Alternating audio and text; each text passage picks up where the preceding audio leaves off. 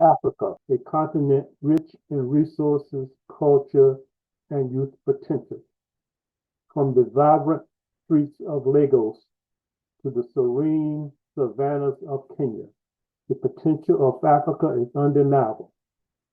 Yet, beneath this surface of opportunity lies a troubling narrative, the lingering shadow of neo-colonialism perpetuated by multinational corporations.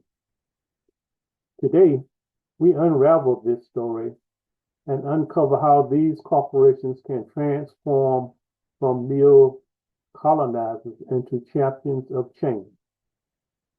Colonialism is a term often tied to the past, officially ended in many African countries decades ago. Yet its mechanisms persist in subtler, more insidious ways. Economic control without direct governance is what we call neo-colonialism. Let's delve deeper. During colonial times, the wealth extracted from Africa funded empires. Post-independence, African nations were left with weak infrastructure, dependent economies, and foreign debt.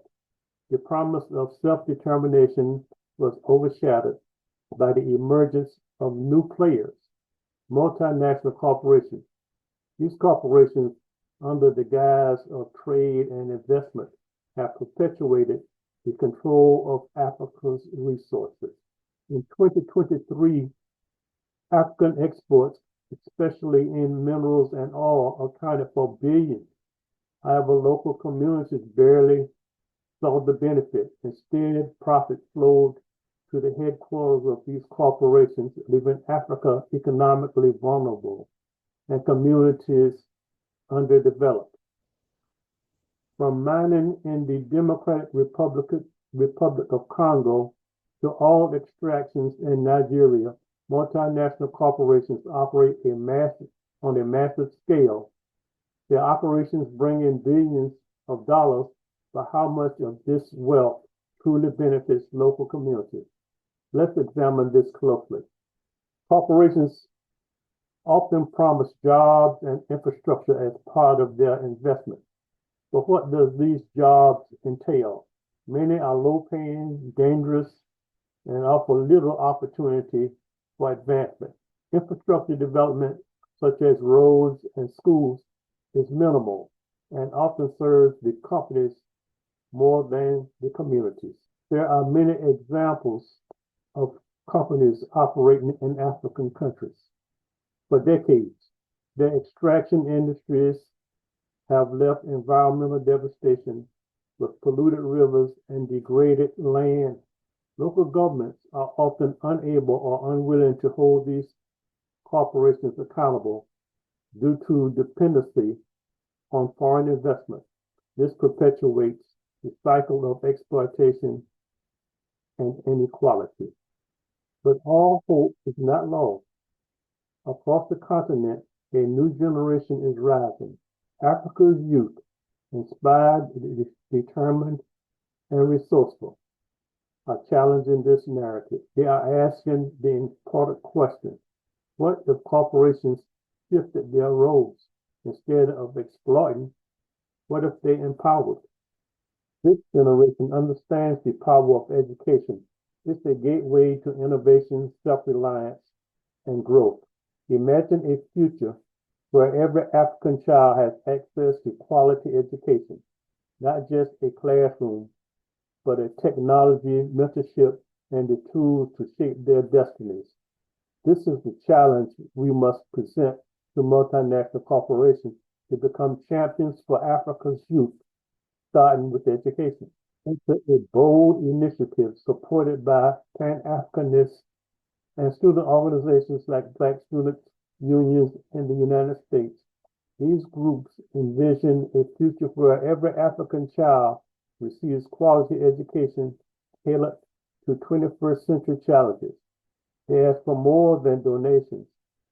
They demand partnerships with multinational corporations to build lasting solutions.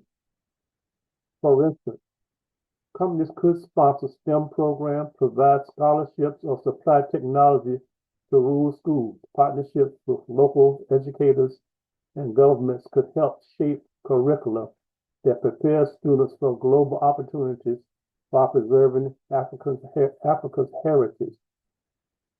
Education is a foundation, and corporations have the resources to lay